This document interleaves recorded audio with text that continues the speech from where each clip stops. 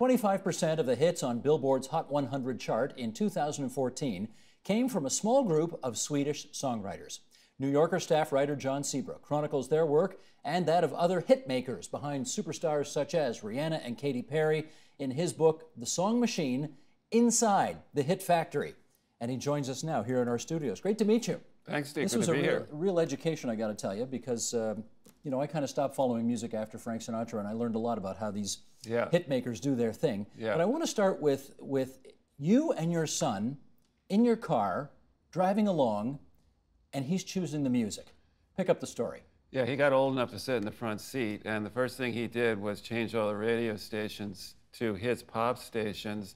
And you know, I sort of tuned out of pop for 20 years or so. I was kind of a rock guy. I play in a band, and the thing that first struck me was, wait a second, where are the guitars in this music? I couldn't hear any guitars, and then I realized I couldn't hear any instruments that I recognized of any kind. And then I realized that it was all actually made electronically, and that struck me as this enormous change that maybe people hadn't noticed. Here's a quote from the book. The songs in the car weren't soulful ballads played by the singer-songwriter.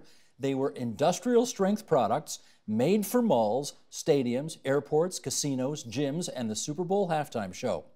John, when did this happen?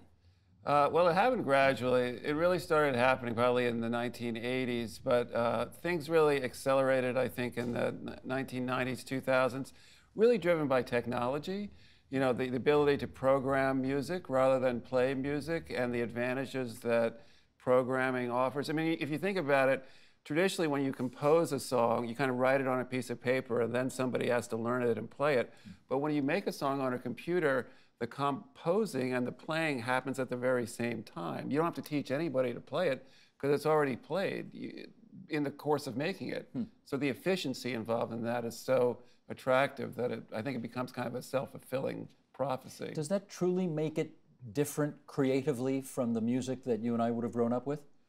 The songs, I think, are made differently. In the book, I talk about the method of track and hook. So they really begin by being produced. You know, traditionally, the songs that we grew up with were written and then produced.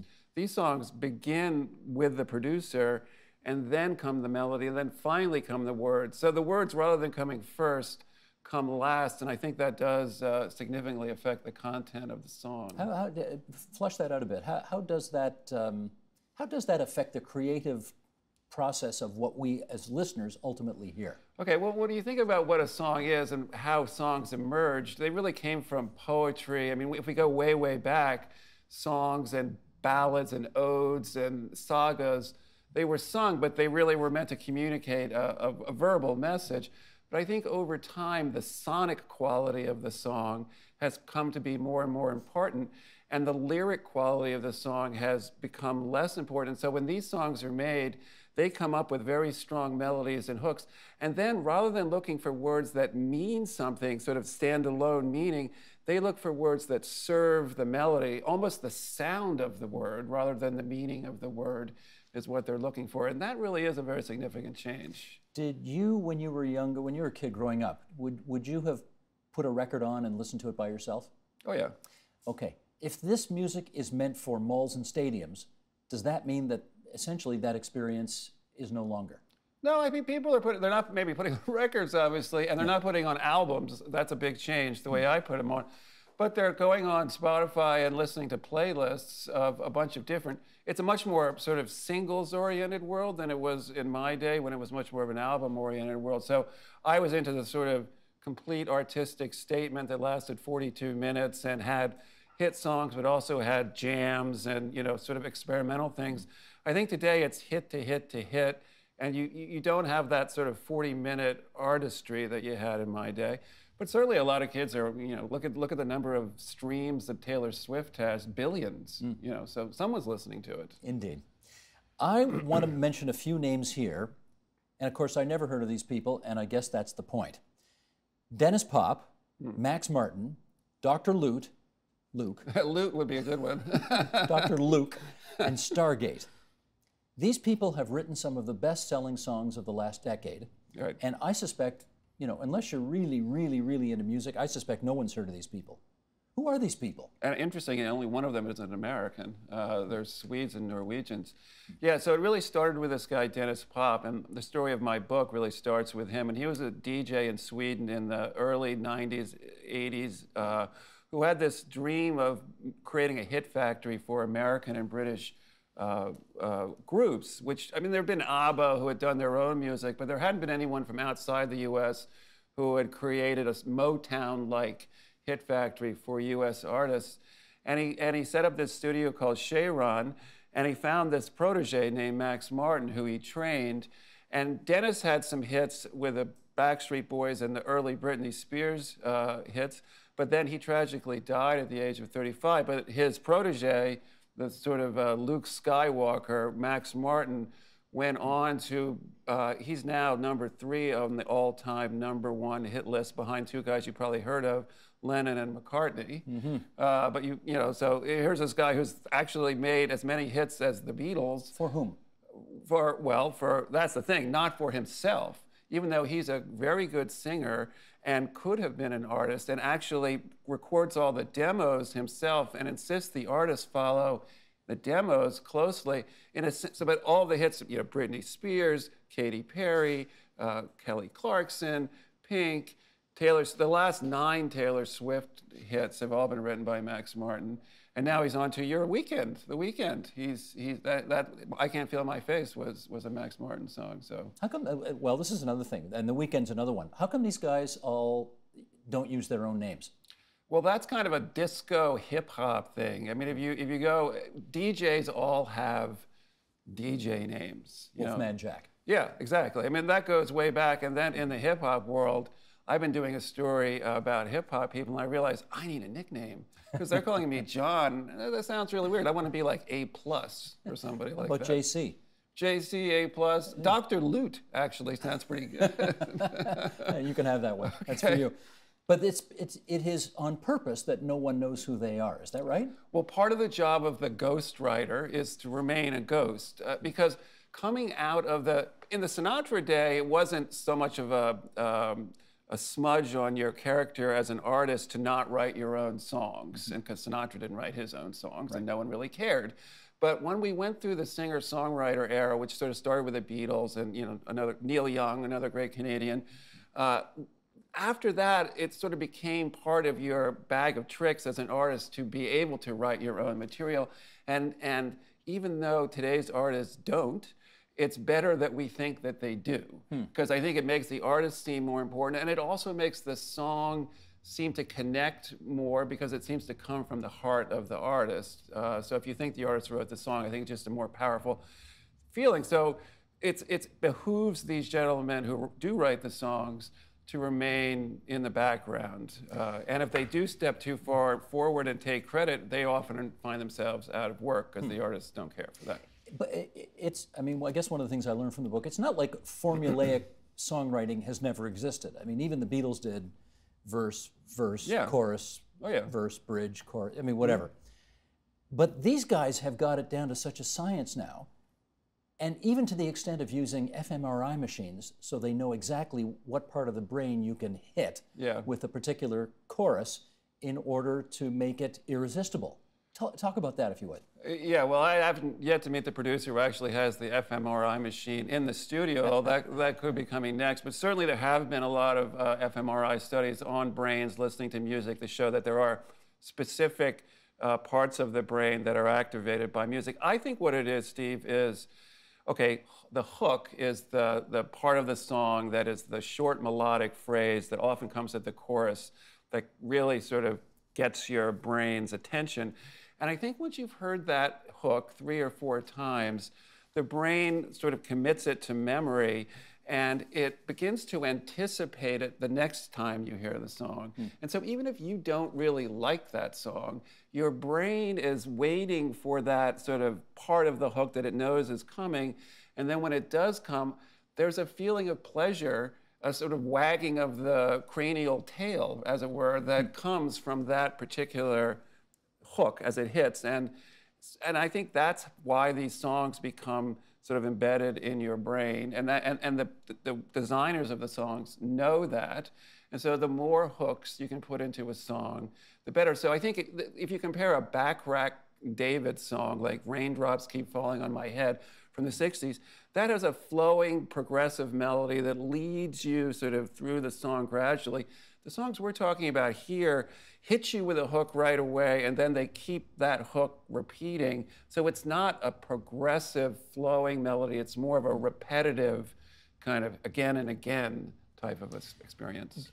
I do wonder, though, whether you have come to the conclusion, therefore, that what's happening today is worse than what happened in the past. And it's hard to say that because you don't want to sound like a fuddy-duddy. I mean, change is inevitable. But do you think it's worse? Well, people have complained about mechanized, factory-made songs almost from the beginning of the music industry. In the early 1900s, the same kind of complaints were made about Tin Pan Alley writers, producing these factory-made songs that weren't authentic. So I think it's a bit of a fallacy to fall into the sort of notion that, there was a time when songs came from the heart. Because frankly, we're talking about a very commercial medium, and most songs, there's a famous line that Sammy Kahn said, what comes first, the lyrics or the melody? He said the phone call, the commission. Right. Yeah. The money is always a prime motivating factor here. But I do think on the lyric side, at least, the quality of the literary nature of songs has definitely declined. I mean, if you love Cole Porter, I was just going to say, then you're not going to really get off on Katy Perry because it's just not, double entendre. Double entendre used to be necessary because you couldn't talk about sex, right, in a song. But now you can basically talk about what it's really about. So you don't need double entendre, and you don't really need wit and metaphor because maybe people don't even get it anymore. Well, when we were kids, I Want to Hold Your Hand, right, with the Beatles. And now, I mean, some of the lyrics I read in here about, they're not even metaphors anymore. No. It's blunt. I'm not even going to say it. I mean, apparently you can say it on the radio, but I wouldn't say it on this program because it just feels a bit too bawdy.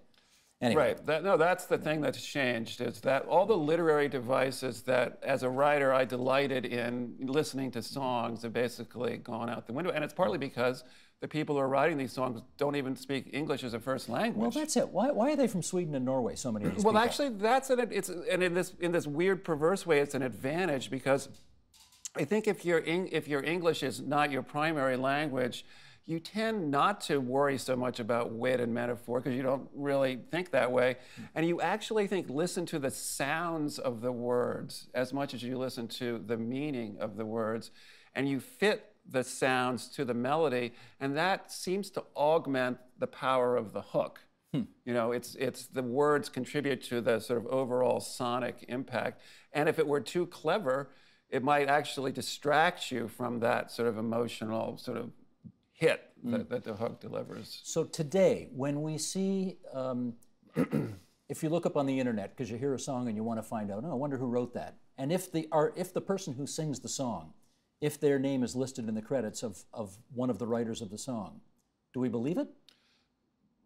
It depends. Taylor Swift does write her own words, and she's fairly unique in that regard. Most of them may contribute a few words, but most of them do demand a songwriting credit. It's called change a word, get a third in the business, because, of course, then you get a share of the publishing royalties. And as record sales have declined, the publishing royalties have become more and more valuable. So, yeah, you see the artists listed. But the interesting thing, Steve, is if you look and see, you'll often see 6 or 8 or 10 or even 12 songwriters credited for one song. So this is another big thing that's changed. We've gone from a sort of notion of authorship, where there was 1 or 2 authors, to basically like a writer's room. Takes a village. Yeah, more like television sitcom writing, where you have a whole bunch of writers who contribute little bits and pieces. So one writer will write a verse, one writer will write a chorus, one writer will write a bridge, or you'll mix it up between songs. And because of the internet, you can share all this stuff over the internet. And songwriting has always been a very collaborative medium. But I think where we are right now, it's almost moving away from a notion of authorship to this kind of thing that just kind of comes out of the data that's sort of flowing around. But on the other hand, I mean, and again, I'm going to date myself here, but, I listened to a lot of Al Jolson when I was a kid. Now, Al Jolson never wrote a single song in his life, but he got a songwriting credit on every song he sang. So this is not new, right? No. Our singers have been trying to hoard in on the writing credit for 100 years, right? Yeah, yeah. Well, I mean, it's but not, these guys have perfected it, I guess. I mean, singers have always contributed. It depends on how you view the singer's contribution to the song. The performance of the song is still a huge element in the song, and the vocal, a lot of these songs have, as we said at the beginning, no instruments, except, of course, for the voice. So the voice becomes more important than ever because it's really the only human element in the song. Well, except that, okay, so we've established that the artists who sing the song aren't necessarily really writing it, but sort of may have a tiny hand in it. But we also know that their voices on the tracks that we listen to are, what's the expression? Auto-tuned to take out all the false notes and highly processed. So that's right. How at the end of the day, John, do we know who's actually got talent? Well, that sounds like we should have a television show and decide that. Okay, who's got talent? Who's got talent? Yeah, let's just stop there on auto-tune. I think a lot of people think that auto-tune means that you can't sing and auto-tune turns it into. That's not actually true. If you can't sing, auto-tune's not going to make you sound like a great singer. But what auto-tune does do is it allows you to have multiple takes of a song. So the way these songs are recorded in the studio is they'll have the artist sing a line over and over and over again, and auto-tune allows you to correct for pitch so that you can put all of those lines together and just take the best from each, even the best word from each line, and then stitch everything together. So that's what makes the vocals so extraordinary, and it is highly processed, but it doesn't mean that they didn't start with some talent. I think that talent today means being able to go into one of these rooms and deliver. When you've got all of the producers and the writers and everybody there. Deliver on one take? No, just deliver. To deliver in a couple of hours, like lay it down, put it down, and be professional about it and show up on time and be ready to go. I mean, I feel like that's a big part of the gig. Well, I must tell you, I've interviewed lots of singers over the years, and one of the things that they are proudest of most when they tell me, what'd you like about doing this album? They say, see that song there? It was one I take. nailed that in one take. Right. And that's a point. That doesn't happen anymore. That's a point of pride for them. Yeah, Those days are gone. Yeah. I mean, I certainly totally got off on the fact that "Don't Stop Believin'" was nailed by Steve Perry on one. He came in, he heard them play the song, and he nailed it like in an hour. And that's an amazing thing and an amazing part of that song. But no, those days are gone. Those days are gone. I'm going to stop believing then. Don't stop believing, okay, Steve. All right, I won't. All right, okay. John Seabrook, the song machine inside the hit factory. Great to meet you, and thanks for coming into TVO. Thanks a lot for having me. Help TVO create a better world through the power of learning. Visit supporttvo.org and make a tax-deductible donation today.